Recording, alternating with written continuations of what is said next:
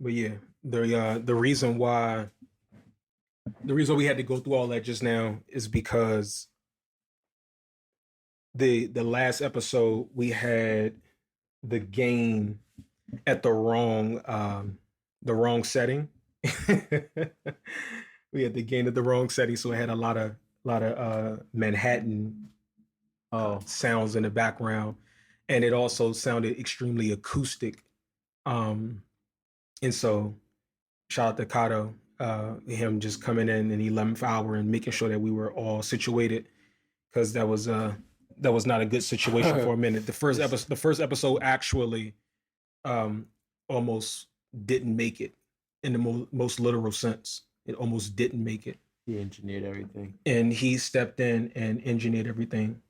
So that's what the whole like moment was about. But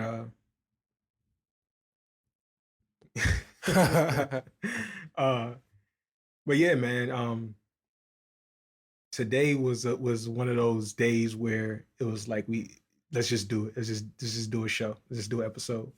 Um Felt like the theme was chaos, how we kind of got here. Like you feel like things are a bit chaotic in your life right now, but and that's not necessarily like chaos isn't inherently bad. Like it's a process of, transformation. Like the four elements. We were speaking about Neoplatonism and how Pierre Grimes described fire, water, and earth, and how they aren't elements but actually processes of transition. The same thing being, converted into a different form of itself. So, what is the chaos? Yeah, like what you were saying, it's all about how you want to digest it. You could take it as something that's so many things are happening to you, or you can understand it's like this natural force that's to be reckoned with, and it's necessary for like transformation and evolution. It's a part of it. Not everything can be marshmallows and ice cream on Sundays. Exactly. Sometimes it's like, damn, we out of your favorite flavor. Yeah. And that's okay too. Like for me right now, like I was telling you earlier, like I could just been like, oh, everything's cool. Mm-hmm.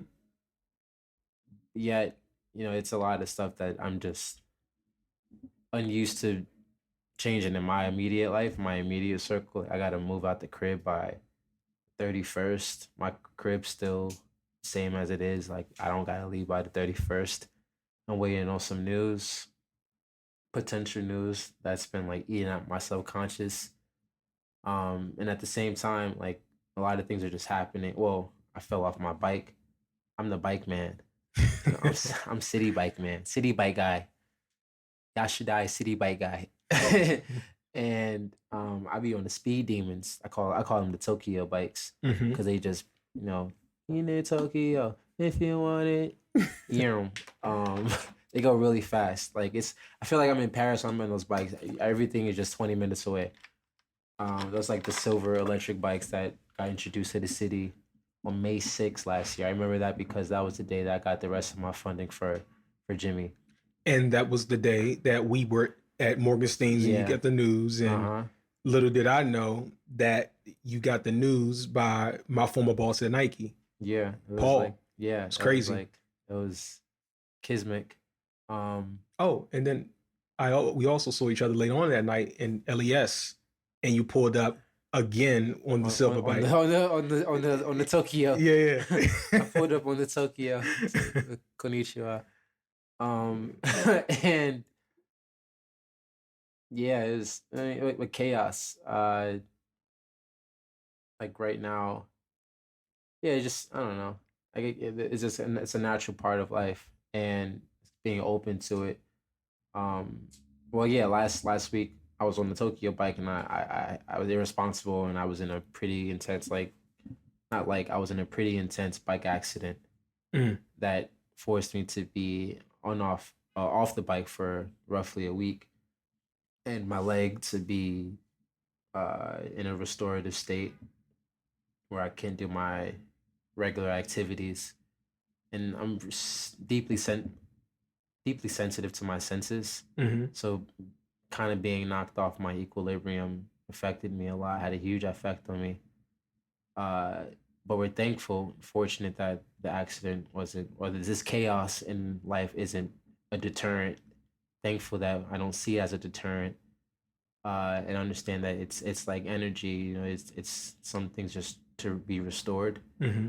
and it's cyclical, and chaos doesn't last, and things are after chaos is usually a rebirth. Mm-hmm. As you mentioned, a form of it's a part of the transformative cycle.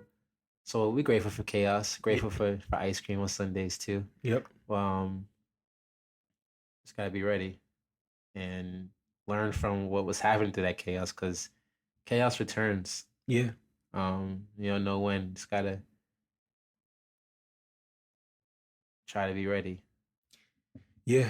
Yeah. Chaos is it's an important thing. Roy and I, we had these conversations all the time. It, it's it's something he put on my radar. Was a nexus point. Like that's where I got that from. He was like, some people are um, projectors. Uh, they then you have some people that are manifestors, and you have people that are like generators. So like the projectors usually do well with the not usually they all work well together, but the projector will work with the manifester in his vision, and they help project that to the world and help them get it out, help them do it with ease. The generator is that person that has that nonstop motor, that person that can, literally work from sun up to sundown. Those type A personalities that are just those workaholics. Um, but that is all in conjunction with the nexus point. And that's what it sounds like. It sounds like you're dealing with a nexus point right now because you have this opportunity that we spoke about offline that we won't discuss right now, but you have this opportunity that could be potentially moving you to the other side of the country, and you also have the chaos of the bike accident. You have the chaos of the uprooting of yourself um, in the place where you live, and you're now at a nexus point, and you have to submit to that. You have to submit to the chaos so that you allow for enough space for God to enter, because you're pressing in a way, you know, by wanting the thing to happen, and that's why it's like bothering you or eating at you in a certain type of way. Absolutely. You know. I'm waiting. Yeah, I was talking to like she's like more than a collaborator, like a deep companion Mm-hmm. for me. Name is Ava. We were talking about it today. It's in terms of something I'm expecting. Mm-hmm. Uh, Not expecting, just news is at the very least that I'm expecting or looking forward to, that it's seeped into my subconscious, um, and eating at me as I receive a notification. I just hope hope it's an email. Um, but I there's so many factors still that are incontinuous and that haven't ceased to just be relevant to my life, and I've allowed this thing to kind of overconsume other factors of my life that I've I kind of ceased the motion there, where Mm-hmm. like I can't expect anything to kind of flow into something that's still, where I have to continue that momentum in those same area facets of my life in order to be receptive to something while I'm like in stride, Mm-hmm. rather than waiting for abundance. I have to still be abundant in certain parts. Like I gotta be moving soon. I gotta take off all the books from my shelves, prioritize where I might be putting stuff into storage. um I just have to, also my health, make sure my health is still uh, up to par, rainbow foods, Eat the rainbow. kale. Shout out kale and protein. Yeah. Uh, shout out meat substitutes like tofu. Shout out soy boys. So yeah, just trying to like stay focused in that because it's never in one part of your life. You got to keep it at the level at all parts of your life so that you can perform like you can. Um, uh, chaos is gonna try you, and you got to be receptive to it so that ain't nothing you haven't been through before, Mm-hmm. and nothing to the magnitude of what you've experienced before. The type of real chaos. So I mean, at the end of the day, we still blessed. Yep. Thank God for that. But sheesh, chaos could have you like waking up 3 a.m. like wait. Yeah, but it's all right. Even to the degree, well, yeah, because you mentioned that some of the film was compromised in the actual chaos. Yeah, that was crazy. So last week I got to meet with Trevor Baldwin. He's the nephew of James Baldwin, and so the film I'm working on is called Jimmy. It's about it's a narrative film about James Baldwin's life that predates his fame when he first moved to Paris from Harlem in the 40s. And on my bike accident at 8 in the morning on the Manhattan Bridge, coming from spending the night at the homie crib from watching snowfall. Shout out Franklin Saint. But yeah, I was clumsy and I ended up hitting this older man coming down the bike, leisurely listening to music, and I smashed into him, and I felt really bad. I hugged him afterwards, but later that day, I had to meet up with Trevor Baldwin to show him trailers for my film. Jimmy, him, and a producer, and I opened up my computer and it just wouldn't turn on, and I was really confused. Well, again, it was chaos. I was like, if it doesn't turn on, it's not going to turn on. So I guess the alternative is that I obviously like we're in a studio space, so they have a camera, they have a computer, and there's a huge projector, which is how things are to be shown and displayed to an audience on a large screen rather than on your phone, which is you can't really help these days, but on at least a computer projector. So thankfully we got to see it there, but my computer just didn't turn on. I plugged it into the wall. Everything was compromised. And I was just like, it was like, sheesh la vie. Like, this is what happens. Yeah. Thankfully, I didn't prepare in the way. It's nice to be prepared because even when chaos comes, at least you were, stay ready so you don't gotta get ready. I was like 75% ready to. I didn't have the 25% ready because everything is going off my computer. But I have those files on Vimeo. I know how to piece it back together. That won't take me, 3 months to do. Yeah. But amidst the chaos, I can still add. I might be able to add things that I haven't shown before in the original cut to this new edit, which, I'm really selfish with my edits. It's like I'll get into this flow, and it's just a rhythm, like counting the notes from reading music, just dun dun, or having it like a eighth note, dun dun dun. So just like a half note, excuse me, and I just get into this flow where I'm like I'm not going back to edit. Like, it was 3 hours of footage, and I cut it down to 1 hour and 3 minutes. And so, I mean, now I have the opportunity to actually do that unselfishly. To add a little bit more footage if it makes sense. Yeah. We took so much time trimming off the fat.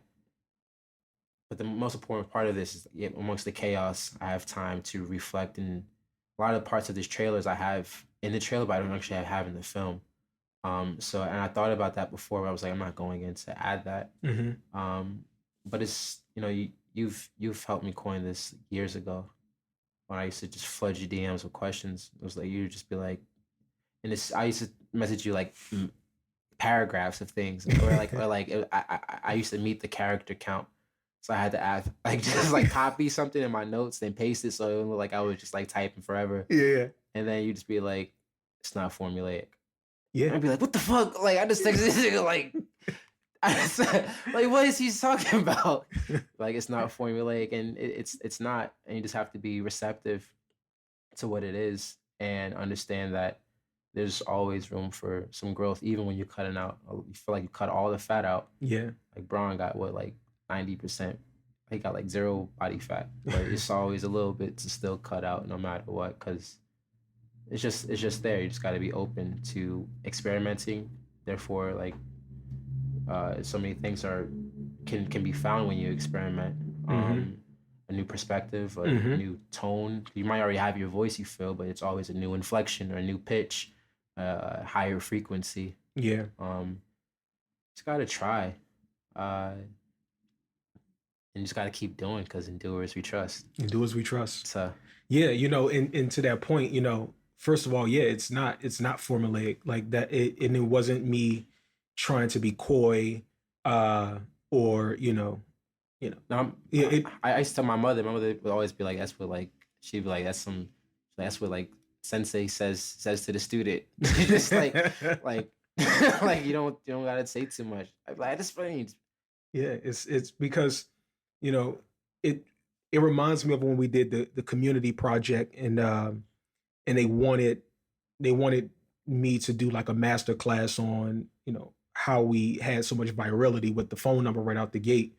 And they were like, where did you pull it from? And I was like, well, I just grew up watching like BET Uncut, and I used to remember Mike Jones's um 281-330-8004. Like I'm like, okay, well, I can bring all of these like influences. I remember the Got Milk campaign, how ubiquitous that was, and how it made sense for everybody that they put the milk mustache on. And it was just a level of play in that campaign. Shout And out then Cassium.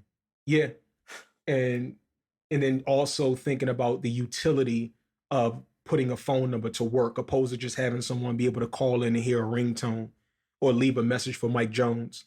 And so I say all that to say, like, when you're pulling from real places like that, and you're ignoring the audience, you're actually ignoring the audience. You're only listening to yourself. And then when you release whatever this thing is that resonates with you, once you feel like you like it and you would engage with it and you would wear it, or you will watch or listen to this record, you then put it out and you just watch what the reaction is. And then you take the feedback from, okay, they're responding to this, or this and the third, and you just go back and you keep refining the approach. And so, like your mother said, it wasn't anything to like find offense in, which I know you didn't. It's just not, that's not your personality. But just for people maybe listening, but so it's really not formulaic. It has to be uniquely you in order for it to actually be something new to come to the marketplace. Right. It's very, very easy to follow the numbers and actually turn it into a formulaic thing, and that's AI. When you think about it, you're perpetuating singularity at that point, because you're allowing for the algorithm and data only. You're removing the human element, the human component. You're removing that from the process of elimination or the creation process itself. So you're perpetuating artificial intelligence by allowing your creative output to be predicated on analytics only.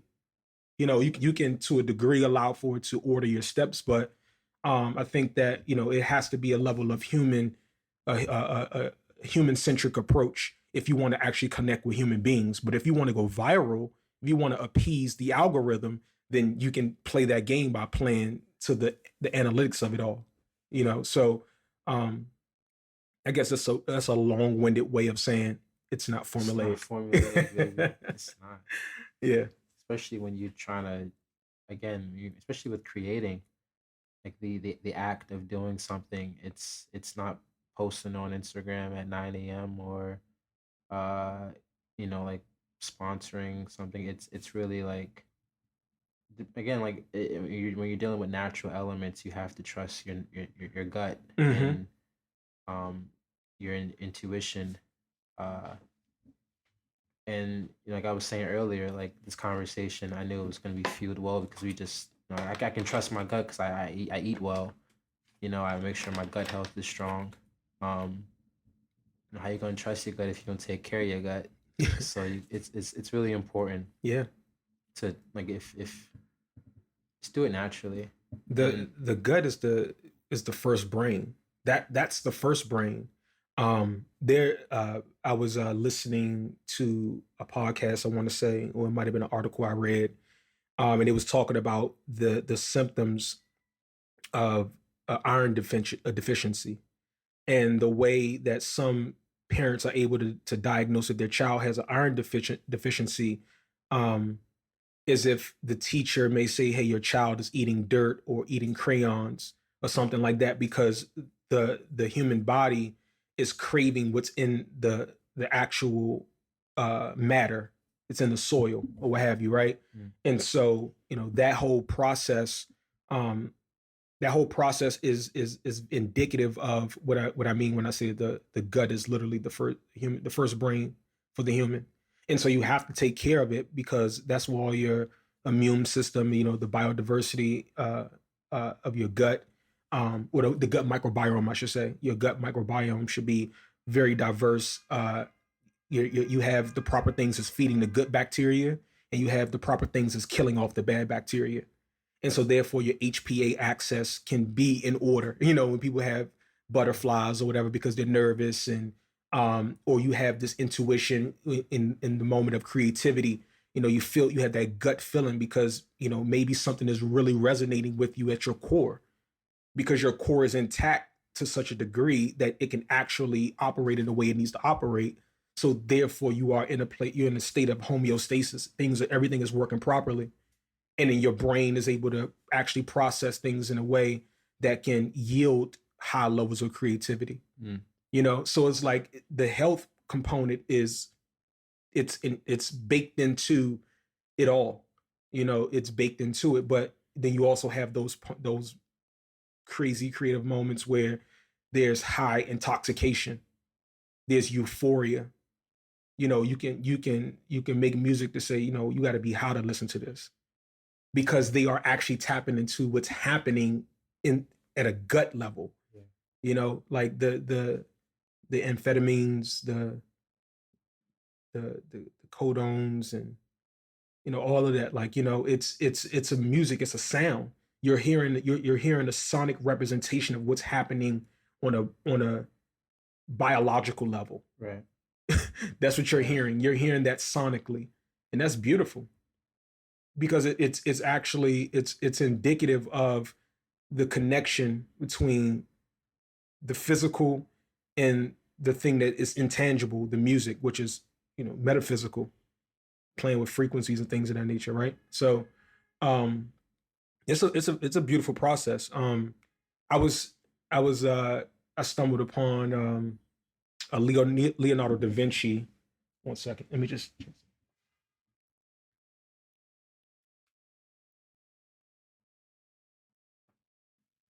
I stumbled upon a Leonardo da Vinci documentary. I don't even know if you call it a documentary, but like a focus piece on his life. And man, like I really understand why that's like the why that's considered the Renaissance era and why he's considered a Renaissance man. Like, you know, the reason his work I feel connected the way it did is because he actually understood, the anatomy. He actually was dealing with uh, dead bodies when it was illegal to deal with by the state declared that it was illegal to deal with decomposing bodies. But because he was an artistic genius, he was given the green light to play around with the human anatomy. And so a lot of our first graphs and maps of the human body comes from Leonardo da Vinci's work. And so when you look at the Mona Lisa and things of that nature that he created, you can see the level of detail because he really understands the anatomy of man. and you think about the Vitruvian Man and how, he squared the circle and how much math is involved with the creative output. And so, um, I don't even know how to necessarily connects to, well, I guess you can say it connects because the body, we're talking about him, having an affinity for the human body and being able to translate that into science and art and creativity. He also is credited with providing the first prototypes of the tanks that we use today.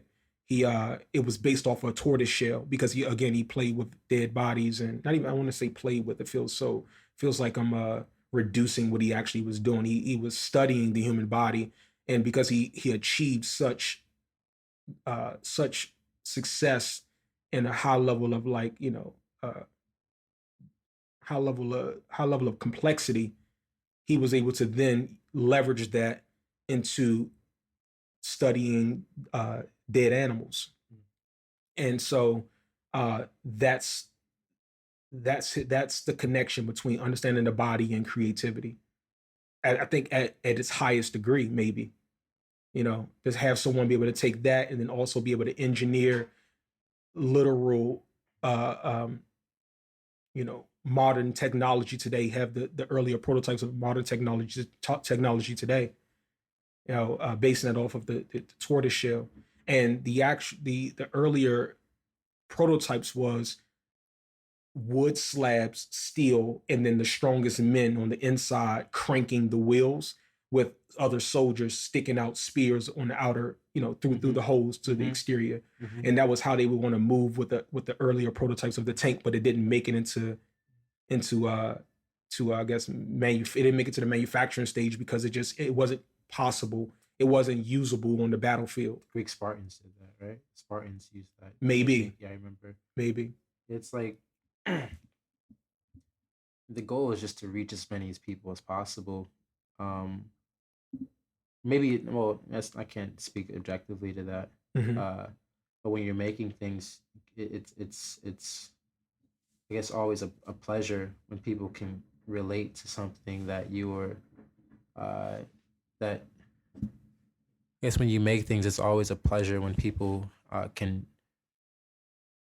find relativity to things that um, for some people, making things takes a certain level of vulnerability. It's a chance for you, if you're honest about it, it's a chance for you to take that mask off that you wear every day. I can only imagine working with dead bodies, like the like autonomy of man just stares you right in the face every day. Mm-hmm.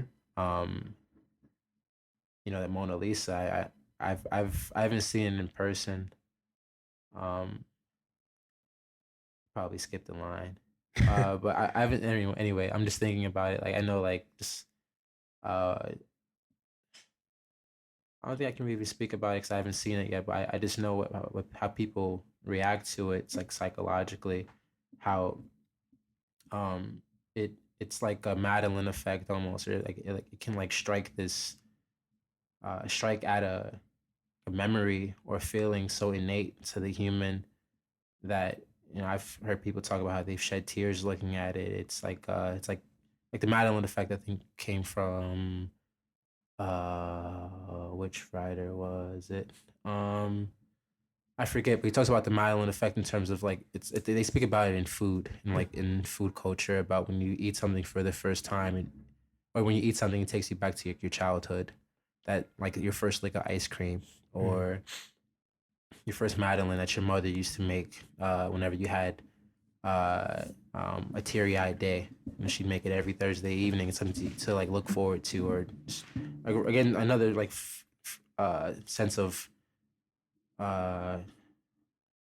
homeostasis. Yeah, Vinci was. I know he also like coined. He's the reason we have like the double helix staircases. And like the scissors. He's just like super. Whenever there's like a matter of chaos, there's a way to solve things, and that's how creativity comes in terms of how to solving problems Yeah. that are innate in our interior lives, Mm-hmm. and how we can take that to the exterior lives to benefit our lives and those around us. Um, art does this thing when it connects to something that's totally intangible. It can't even be touched. It's of I think when it's done appropriately, um, can strike something like that's just so innate inside of us that can make you like shed a tear because it's higher, it's bigger than you. Mm-hmm. If you're doing it appropriately, it's your contributions literally help save lives, or and that's not like why you do it. You do it because it's saving your life, and it can be this type of reciprocal thing where your contributions are contributing to the longevity of other people's existence. Maybe it's that deep too. Yeah, it It's is. nothing to play with. It's like, Yeah. yeah, any form of expression you it's shouldn't be taken lightly. Yeah, when you think about creativity, it is at a foundational level, solving a problem. I have two places I guess I want to take that. Um, if you want to, you know, and I'll use the Apple example. Steve Jobs and his level of creativity, him and Johnny Ives and Mark Newson was also dealing with Apple Watch with Johnny Ives, I believe. But like that whole approach, they're trying to solve problems for people creatively using smart technology. What I think people think Apple does is make the iPhone cool or make the MacBook cool. To a certain degree, the aesthetics, you had the eye candy of it all. It's a thing, right? But they're solving problems for people that they deem cool. Like when Dr. Dre first saw the iPod, he was like, someone finally got it right. How to put music, on a device in a way that is pleasing to the creator. So you solve those issues for the people that you find cool and creative, and you want to solve a problem for them. And then you bring in your level of taste in terms of the aesthetics of it all. Form comes after the function. And because if beauty is utility, then arbitrary waste arbitrariness and wasted motion is hideous. So you want to find the utility in the idea, in the moment, in the product. That's the beauty of it all. And once you actually do that, then you could come up with something like the scissor that actually serves a purpose. And then you can beautify it. But the fact that it actually is solving problems for humanity and being useful, that is the beauty in it all. And like Dostoevsky said, beauty will save the world. And so, creativity and art and all those things it is that deep. It is that serious. It is that serious. The philosophies that we subscribe to that impacts or inspires architecture, and the architecture mirrors or signals or signifies as well um, the the habitat that it resides in. And so when you think about uh, modern designers, I forget the Japanese guy's name that made the Twin Towers, but he also made the first Section 8 uh, uh, housing project in Missouri. Sheesh. And so the reason why they tapped him for that project is because the policies that were coming into place were modern policies, and they wanted architecture to echo the policies that were being put into place. And so the progressives of the late 50s and 60s, Lyndon B. Johnson specifically, he his administration chose the Japanese architect because his focus was modern design, you know, aka the original Twin Towers design. in Lower Manhattan. Mm. And so that that property had a modern design because it was funded by modern social economic policy. And so when you think about art and creativity and philosophy and all those things and how it impacts your day-to-day life in ways that you aren't even aware of, you have to actually put everything into your output, and it has to be honest, it has to be true, it actually has to be rooted in something real, because it has ramifications that go far beyond what you think it does. And that's where that whole like Tom Waits quote comes in at, where it's like the way you do anything is the way you do everything. Mm-hmm. Because if you think about the butterfly effect and how you treat the individual in front of you actually impacts several other reactions out in the world. You then take more responsibility, in the way in which you conduct yourself and how you treat people. But that also has to come under a level of humility at the same time. And that humility, for me, comes from my spirituality and knowing that we're all fallible and that we're all equal in the eye of God. And when you think about Leonardo da Vinci in that Renaissance era, it was a lot of that was given reverence to the creation of God, which was the Vitruvian man and things like those type of things. Like it's rooted in really metaphysical, universal, spiritual, the source, the one, the good. It's actually rooted in all of that. Mm. It's aiming at that. It's trying to show the highest version of God's creation. That's what it's trying to do. Mm. And because he was aiming at that, that was his aim, we now have a lot of beauty in the world. We have a lot of usefulness, a lot of utility in the world. And it goes back to the quote before. If beauty is utility, then wasted motion and arbitrariness is hideous. Mm. And so, yeah, I definitely can see that you're pulling from a place of realness, like it's authentically you. I think that's why I connected with you in the way you did. I did.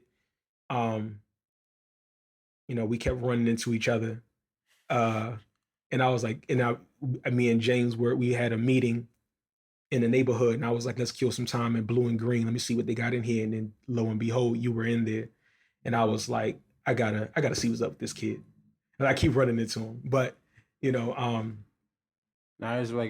for me, it was when it sparked. I sent you that like this paragraph, like this 3 paragraphs on the DM, and I saw you the next day on Lafayette Street. Yes, that's what it was. He was wearing the off-white Jordan ones, and you had the Stussy hoodie on. Oh, the Kiko one, yeah. Yeah, I was like, nah, this ain't him. And then that's what I remember most. Yeah, that was really, it was like too divine. It was not too. It was really divine. There's nothing that's too divine. It was at a purest level. It's really kismic. Yeah. Yeah, you're right. Also, that quote earlier about the Madeline effect, I was thinking that was Mark Twain. Oh, okay. Yeah. and I love his quote. History doesn't repeat itself, but it often rhymes. I believe that was Twain. Shout out Mark Twain. Yeah, it really does. It really does. It doesn't quite repeat itself, because we were actually having a conversation offline, and I think this is a great segue. Actually, we had a conversation offline talking about the 70s. I want to say.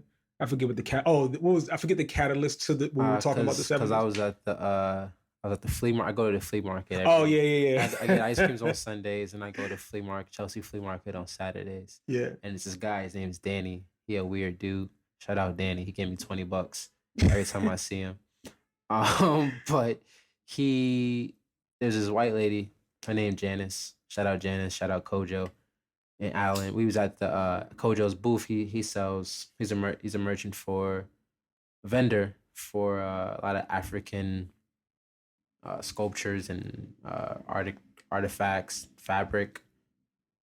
Um, yeah, and I pulled up wearing some what I'm wearing today. They was like African bombada or whatever, and I got my fro out pick. I got the for those who obviously cannot see me, I got these shades I got in Mexico City that have it's like tungsten uh filter as the lenses. I got like African print oversized shirt that it's like 3/4 sleeves, and I have like a pink undershirt long sleeve that has different textures. There's like velour and cotton and suede, Yeah. but has beautiful prints and just like black trousers with Very summer of love. yeah, summer of love. I'm in the 70s, so this Janice white lady, she married. Shout out Alan, and she pulled up on me. She was like, "Wow, you take me back to the 70s." No, no, she didn't say that. She said, "Well, they all mentioned that. That was like the information, like the structure of it." But she most specifically said, "You take me back to the protests." I was like, "Oh, okay." You take me back to the protesting of the 70s, and yeah, it's and Yeah. and you're talking about like family and spirituality and love. I reference my family quite a bit. Um, like my mother was born in the 70s. My uncles, I'm fortunate enough to have family that prioritize documenting so much. A lot of African culture, whether it's like Africans who were born in the West or Black Americans or wherever. A lot of our history is oral. So like I'm really grateful that my families were one of the Black American families to document a lot of history of our own. Um, Hella V8, like thousands of hours of VHS videotapes and recordings, audio sounds, pictures, Polaroids, film archives. And it's really easy for me just to pull from that history. It might not repeat itself, but it's really close. Like I have my grandfather's name, Yashaddai, and he's a big part of who I aspire to be on a daily in terms of morals and uh, how God fearing he was, and, the structure which he carried his family, and maybe even the eye of which people saw him, always really honorable. Um, yeah, shout out 70s. you know, Yeah, the 70s. Sheesh. It was like the quote, that kind of brought that back to my mind. The Mark Twain quote. I feel like we're kind of in that space again, but it's not quite the same. And it's like you think about, the film Dead Presidents with Lorenz Tate. Um, it's a great depiction of the black experience coming back from that unpopular Vietnam War. And that's what she was talking about. Right, Like that period of time of like summer of love, because no one was a fan of that Vietnam War and right. stuff. And it feels like we're back in that period of time with this current administration, an unpopular war. Um, and it's even though it's unofficially declared, we have boots on the ground and stuff like that, but you have a lot of instability, in the country economically. You have rampant opioid use. It's not coming from heroin as much as so much as it's coming from, fentanyl and things of that nature and all Synthetic that type of stuff. drugs. And so, um, but you still have heroin use as well. But you have this level of despair in society right now with the unpopular war, and the 70s was like trying to rebel against such destruction and such, illogical, domestic and foreign policy. And I feel like to a certain degree, we're back in that place of the economic instability, especially within the black community, rampant drug use, incompetent president, a flailing economy, and you have the artist creating the art that signifies this time. Even the texture in your work doesn't even feel like it's of today. You know, and I think that that what you're tapping into, um, it's something. I think it's largely because you're like you're actually tapped into like the tonality of the world. Like that's what I kind of feel. I feel like your work is tapped into the tonality of today. You know, you're not so removed from today that you don't know what's going on with the current artists and musicians and all that, but your ethos is from another time. Like you're pulling from there, that same period of time that I feel is reminiscent today. Yeah, I find a lot of camaraderie in the streets. Mm-hmm. You capture it well. Thank you. I'm really grateful that I've been blessed with an audience, people who can recognize that and relate to that. Me and Cameron, we saw this film in 2021, right, Cam? Summer Soul Fest, and that was with by Questlove, and it's it was this film of capturing behind the scenes capturing the Summer of Soul Fest, and before it was called Marcus Garvey Park, it was called I don't remember, but now it's called Marcus Garvey Park, and it's kind of this inaugural concert that prefaced uh what's that huge concert they be having like that Jimi Hendrix was at, Cam? Was it A Woodstock? Yeah, Woodstock. Okay. But it was in Harlem, and it was this festival that really served to de-escalate a lot of tension that was pulling up from the 60s. Yes, You yes, know, yes. Malcolm X was assassinated. Yep. Martin Luther King was assassinated. JFK. JFK was assassinated. Yeah. The state of America, byproduct of like this, the mental state of Black Americans in America was at a breaking point.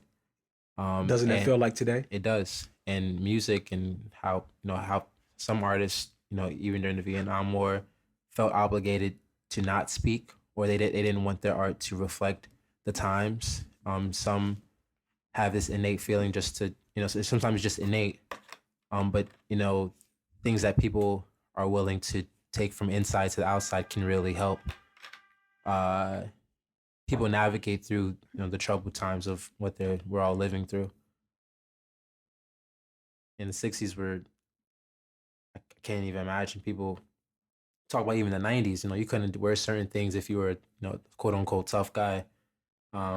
If you weren't a quote unquote tough guy, or the civil politics were so much different. I mean, you were much more welcome to express yourself, and you can't do that as much as you would like to without being aligned with a certain group or whatever. It's like people know your words aren't enough for people nowadays. Mm-hmm. It's like, what does your Instagram say? Or like people put too much context in things that you aren't saying rather than what you're explicitly saying, which is interesting and unfair. And you're right. I'm not sure. Just from what people are saying about the 60s and whatnot, and how art, music helped transfix things and really calm. Maybe it's a delusion even. It helped help people put their blinders on to what really is. Just put on a good song and have you dance and clap, make you think everything's all right. And then again, the war continued, and I was telling Cameron the other day, like we met some guy. We was at the diner eating. There was no pork that day. It was all. No pork on the fork. No pork on the fork. We was at this diner with the homie Jonathan after coming from the Met. Lauren Halsey, she has this thing on top of this exhibition on top of the Met with these hieroglyphics based on South Central culture. It's crazy. It's crazy. It's like Sphinx with black faces. But there was this guy who came to the diner, and he had this like raspy voice. It sounded like he had like Agent Orange was affected him. And what I was just explaining to Cameron, it was like it's a chemical, like Americans, flooded from planes into the forest because they knew people were there and infected. It was like friendly fire as well, and there's like residual effects that are, from your past that are always just gonna be apparent if you don't deal with it accordingly. Just to kill out the parasite, you got to starve the parasite or find it and eradicate it so that you can properly move forward in anything you want to do. Ain't no skipping steps. There's something impressive about it either. So, Michael. Hey, shout out Michael. Every time. Shout out 6'5". No back. So. Yeah, and we went 4-0 at Equinox. Yeah. 4-0. So yeah. Shout out 4-0.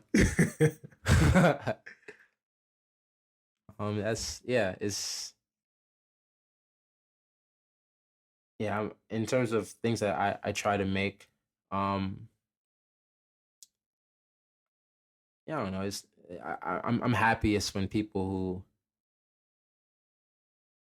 I don't know. I'm not even happy. I'm just always surprised when people have anything to say about it, and I'm just grateful. Because it's just such a privilege to have an audience. Yeah, and we all feel like we have something. We all have something to contribute to the world that we call it. Like it is an ecosystem. And to have an audience is a rare thing, and it's just something to be really grateful for, that people can not just recognize but find a piece of themselves into, and especially if you're sincere and just being careful about how you. It's people. It's like I don't know. It's just I don't know. I'm just grateful. No, I think the level of honesty in the work allows for people to actually authentically connect with you. For sure. And so I think that a lot of people are only comfortable with the facade that they put up. And so therefore all of their relationships by definition are superficial because there's only a surface level connection. And that's like that lowest common denominator thing. Like we all that's like growing up and you're like, oh yeah, I like Jordans too. Right. You my friend. Right. It's like an adult version of that in a sense. Yeah. It's that superficial.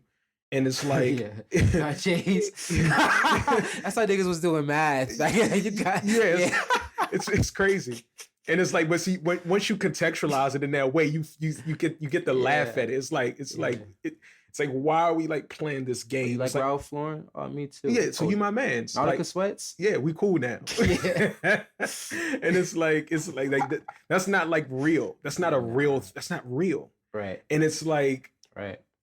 And when you allow for your actual self to come through in your output, you feel more confident in the output because you know it's really you. You can articulate it. You can stand next to it. You can promote it confidently. It's we all know as creators what it feels like when you create something that connects with you. You're right. You just push it like that. It's like different. And so what you're trying to do is replicate that over and over again, like that moment of like, I am satisfied to a certain degree, because we're never truly satisfied, but you get the gist of the point. Exactly. And it's like, that's what you're aiming for though. You want to be satisfied with it. And then, because you're satisfied with it, now people will be comparably satisfied with it as well. Right. And well, that's in a more idealistic way of thinking about it, but that is the whole thing of ignoring the audience, watching them react to the work and then taking in the feedback, right? Like that, it's that relationship that was just more so like articulated all the way out. And so, but to the point of just the connection and the audience element of it all, it's people feeling like they have an extension of you. And so therefore they do actually know you to a certain degree and can connect with you. So when they see you in person, Diom spoke to me in this way. Me and my brother used to do a push-up competition too. Right. Like it because you're bringing a real part of you into the work. And then now the work itself can bring in those types of individuals into your life. You just got to welcome them. You got to just make the space for them to come in. Yeah. Because they want to. That's why they're patronizing the work, and that's why they're like, engaging with the work. Something in there is saying this resonates with me. Yeah. And so all they're looking for are moments to actually have a level of connection with you, and then there could be a DM. It could be pulling up to the outside of the Guggenheim. Um, it can be any of those things, and we create from that place of authenticity. Then we have that beautiful, like, symbiotic relationship between work and play. Right. And now you just live. You just live. Right. You can just go actually live life, and you just meet people because you're just showing up in the world, as they would say, as your authentic self. Right. So it's like a lot of, as I've been noticing, the more I was talking to homie. I'm not sure if I was talking to you the other day, Cameron, about like in Chicago, where I spent my group, I spent my formative years in Chicago, from like 12 to 19, and I lived out west.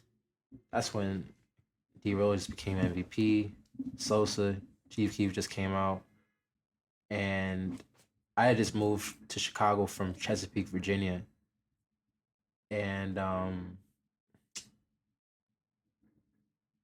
fit the mold. I fit the mold well enough where I wasn't like everybody, but I couldn't afford to properly be myself because so much of my time was spent on uh, being hyper alert to what was around me, because that could have been my life at risk or at hand. Um, and leaving that environment, being somewhere like here where I interface a lot, but not to that extent at all, where I now have the chance to relinquish uh like a part of my brain or wherever that's super stimulated in one area. Now I can even that out to all my senses.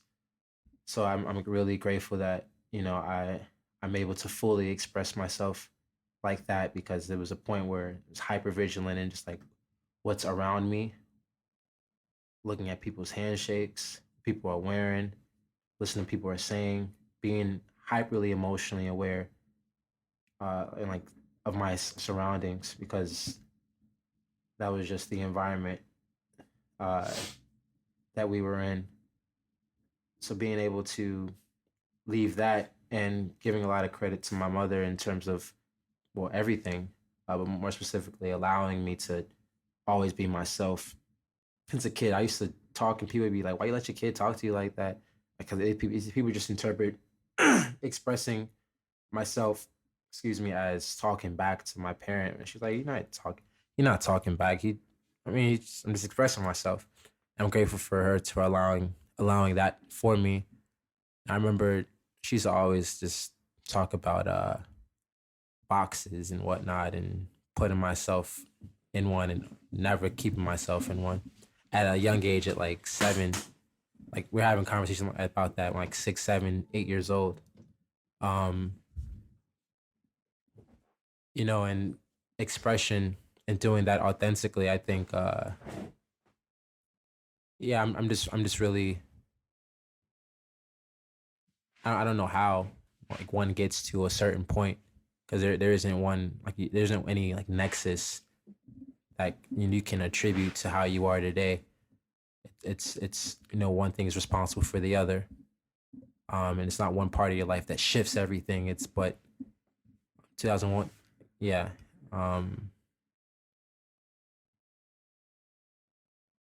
Yeah, I think 2021 was where I was fully able to be fully expressive, when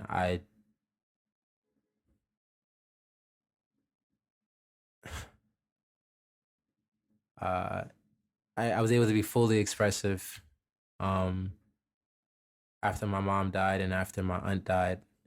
It was like I really don't got nothing else to, I can't lose any, like there's nothing that's like it, literally nothing can get worse than this. And those were matriarchs that are fully responsible for who I am as a person, my moral condition. I'm not sure that condition is the word, but from like my moral compass. Uh, they were a compass for me. You know, and after that, now I remember like after my aunt died in September, I cut my hair. Hair is really important. I grew up Hebrew Israelite. Hair is really important. Talk about there are a lot of what's it called, like parables, in the Bible. Mm-hmm. And one is about Samson, like when he like his all his strength came from God, byproduct of his hair on his head, and he leaned too deep into pleasure and through being seduced by a woman named Delilah, and she cut his hair after they slept together. Um, and he woke up with his hair cut off and all his strength gone. So like hair, when I cut my hair, it was kind of an oxymoron where everything was flipped upside down. Where I felt most empowered when I cut it off. Hair is also like dead weight sometimes, and a lot of emotions stay in your hair. So it's important to cleanse and clean your body, especially during times of grief. Keeping routines, uh, um, keeping routine throughout your life, no matter the state that you're in, so you don't fall into this despair of coping mechanisms where something could snap. But just keeping things on a level. And when I cut my hair, I just felt super empowered. And that year, I relinquished a lot of control of self, thinking how I had to be in terms of how I thought I wanted to be perceived. Where that year I had to ask for a lot of help in terms of, well, my family. Well, I don't even have to say my family because I'm a part of that. Like it's fun for like my mother in terms of help with finances when someone passes. Can be a financial burden on a family, uh, and obviously emotional. And then like Morgan Stearns, they offered to donate all of the funds for Mother's Day to a fund for my seven siblings. And then for Doma Om, where uh, we projected the film on to different parts of different monuments, national monuments around the city. That was the first time I did like a Kickstarter. GoFundMe just had this taboo for me that I no longer wanted to use because I just associated with death, like my aunt and my mother. So with the Kickstarter was really cool because I asked for $2,500 to rent this projector and then to do wheat pastings around the city. And we got that support in less than 2 days, like 2,500, and it just filled in. I was like, sheesh. I was like, all right, cool. And then we went to I made this website, and I just put the location of where I want people to meet me at certain times. First, I did scouting. Cameron was there when we went to the new museum. We just played the film from my phone and just imagining it on the new museum. And then we just did it. Through the expression, through like, and with like the true expression, I think comes with like total relinquishing and surrendering of control or power, what you think is to happen, think is to what's to happen. Even with Jimmy, I had to do a Kickstarter, and that came with a lot of preparation. Of course, going to the library for like a month, every day for about a month, and then making a Kickstarter for $40,000. Making a video of me in front of. I had to make a little video on my phone talking about what I'm finna possibly pursue. And like as a shorty, like you probably like, oh, that's corny. I'm not finna record myself. Like you gotta kill that negative self image, because like who, for like niggas who not finna help me out at all, like like, oh, at least I didn't do that. No, I'm finna record myself, finna prop it up just like this. Like when you have some of the most creative acts come with less resources. Like Cameron does self portraits in his room. He just puts the flash right in front on the top of his camera, and he just has a self timer and he creates these beautiful images with himself. Like sometimes, most times, all the resources you're looking for are within you. Um, and sometimes you need to look for help. Some things are, uh, you know, you're capable, but there's some resources are you just don't have access to at the time. And so with Jimmy doing this Kickstarter, which time has a deadline, I had 2 months to raise $40,000, which started on March 11th and it ended May 6th, where we was on the Tokyo bikes. Uh, and every day I killed the ego. Every day I didn't have a job. I quit working at Comme Garçons in December. Um, I had some stock money that helped pay for rent. Shout out MGM. um, I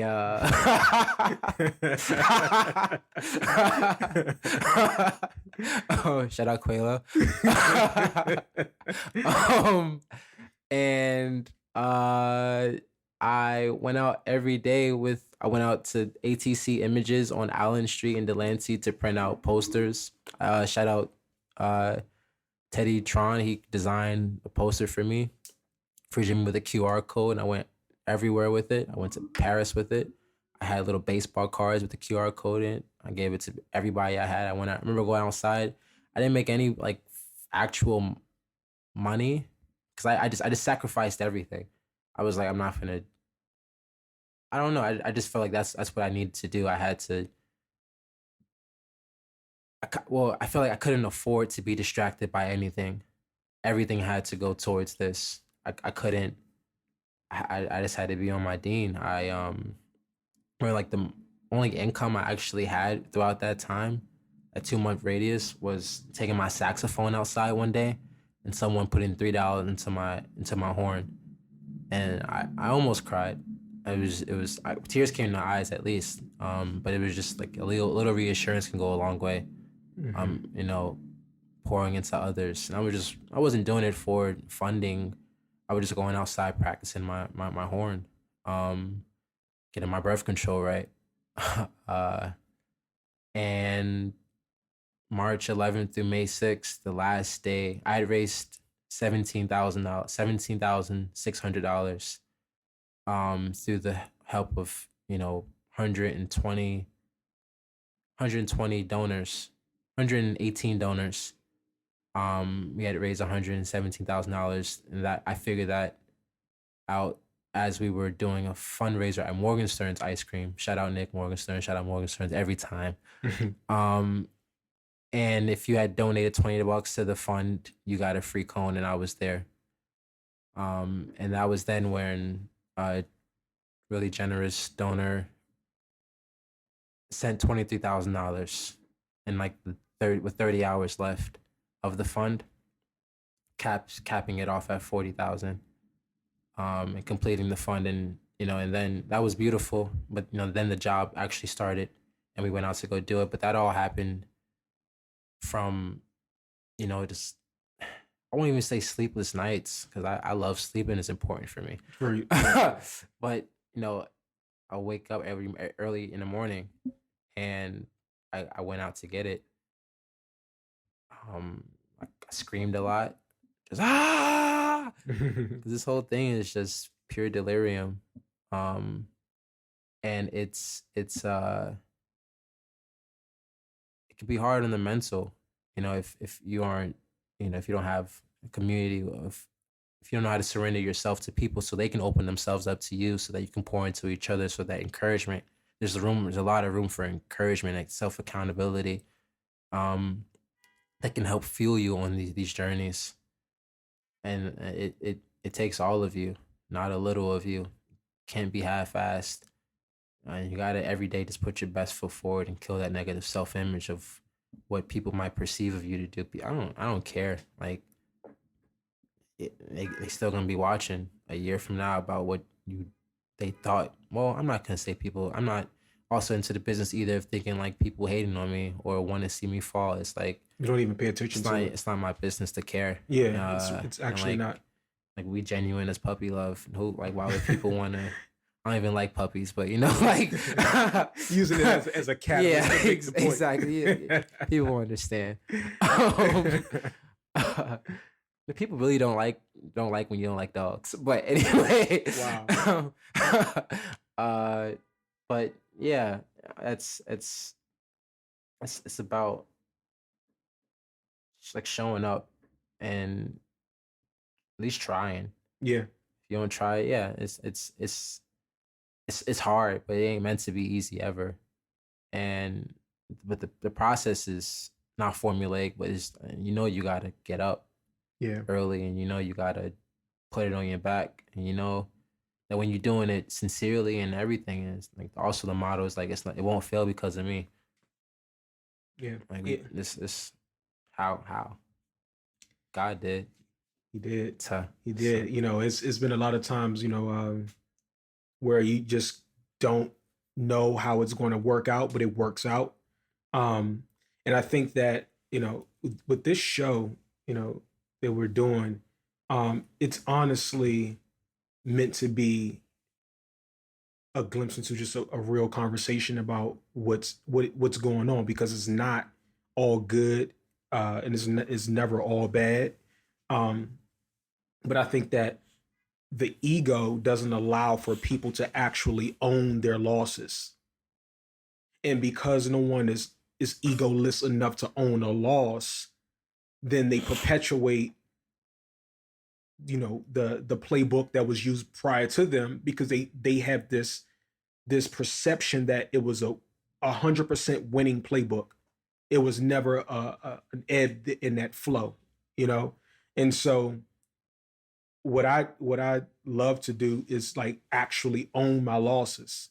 yes, that's one thing you told me like early on, and I had adopted that into a lot of my everyday like, just diction vernacular. Like I don't like I'm not afraid because I like and nothing that could be taken away from that. It's like you know different circumstances. But like you were saying, like similar. Like I lived in homeless shelters, like Section 8 housing, and that isn't anything like, it's not where I am.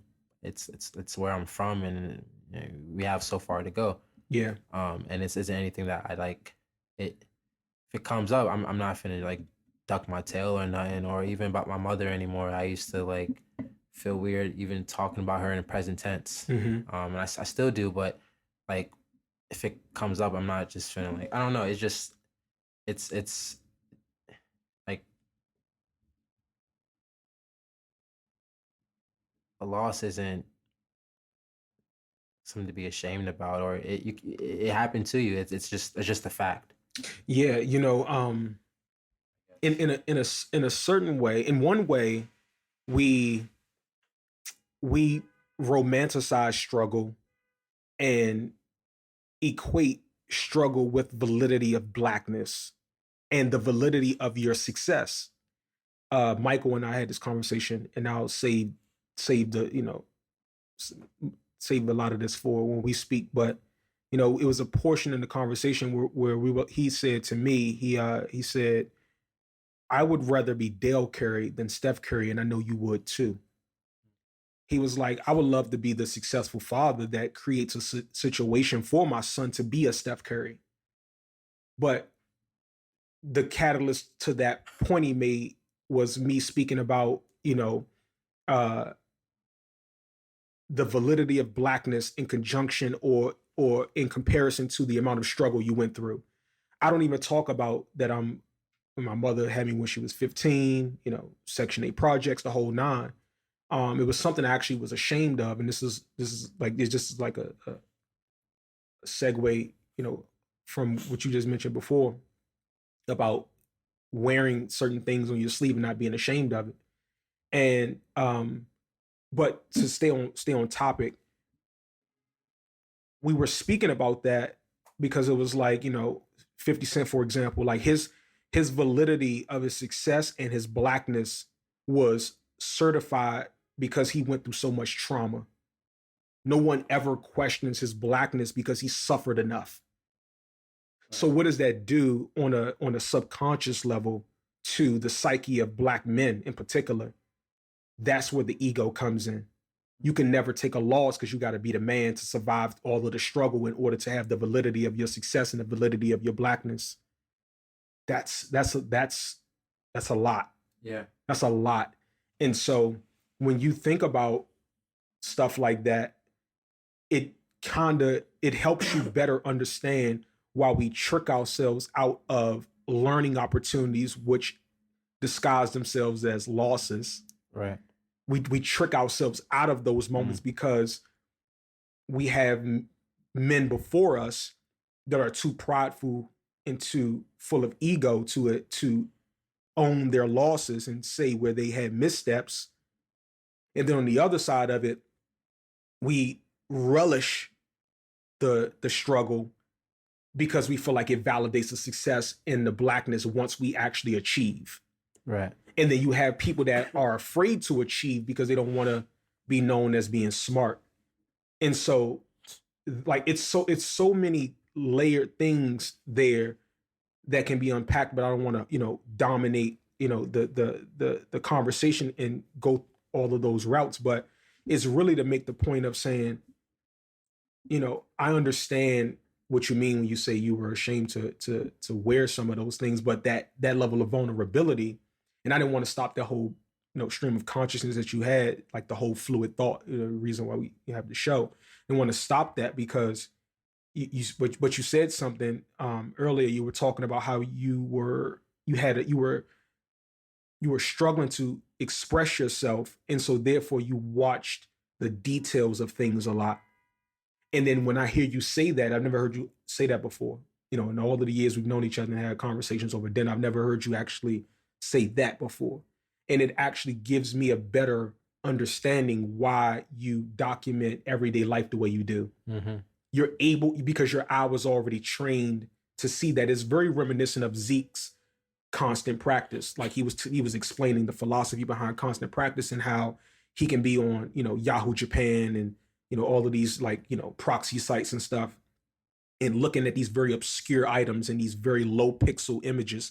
But because his eye has been trained long enough, he can move fast due to that constant practice of doing it every day, the repetition. In that, he built that muscle memory to be able to identify an amazing piece or subpar piece that's and if it's worthy or not to be on constantpractice.com, right? And so when I hear your actual experiences, and this is this is a large part of what the show is about, is to be able to actually get those moments so that people can see the through line between a honest experience and really understanding that the things that you're going through, they one day will become an asset. They will become a feature to your machinery. It will become your superpower. Mm-hmm. You have to allow for yourself to submit to the struggle, and submit to the torment that you're going to go through, and understand that there's a level of optimism there at the same time. You shouldn't have to be nihilistic and resentful and hardened by these experiences and feel like I need to smite God because of the hand I was dealt, right? Right. And so when you think about hearing your upbringing and your attention to detail, it better helps me appreciate your work in the way you document New York City every day. Well, it makes a lot of sense. But to put a bow on the whole blackness and struggle and the validity of your success, we have to, in one way, understand that the struggle that we're going through due to the natural existence of being, from a disenfranchised community or what have you, that shouldn't harden you. That shouldn't make you resentful. That shouldn't turn you into such a person that you no longer can come back out of the abyss, but it also doesn't validate your blackness just because you struggle an immense amount. Right. Right. It's a proper what the Pierre Grimes say, it's a proper straining and slacking. It's a proper straining and slacking. You have to find the proper, degree that that muscle needs to be worked, or something needs to be gone to.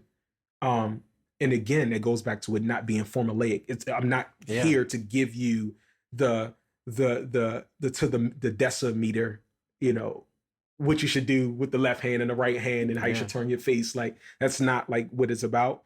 It's about understanding that there's nuance, and that when you do go through things, that it's actually being done for your highest good. And that is baked in with faith, and and then also having the humility to allow for something, if you don't want to, some people want to call it the universe, the source, the one, the good, beautiful God, allow for that thing to have space to order your steps, right? Because you're going out on faith, right, on your own hero's journey, right, which is also chaotic, right? Because it's transforming you into a new. It's all connected. Yeah, it's all connected.